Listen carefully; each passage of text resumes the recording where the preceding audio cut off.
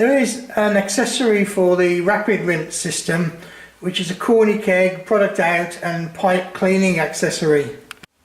The accessory is a simple adapter that fits onto the trigger nozzle of the rapid rinse system and then goes onto the disconnect, and it allows sterilizer to go through the product out post and through the pipe going into corny kegs, and will allow sanitizer to flow through those pipes, which are notoriously difficult to sanitize without stripping them down.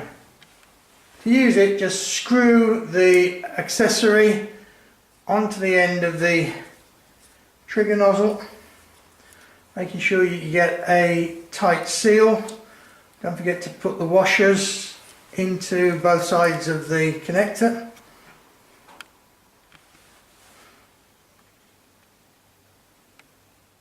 The corny keg disconnect post out for beer out has a tube attached to it which goes down pretty much to the bottom of the keg itself, and because the tube is sealed at the top, then it's very difficult to get sterilizer into that pipe. Simply snap lock the connector on and then literally pull the trigger and pour sanitizer through the tube under pressure.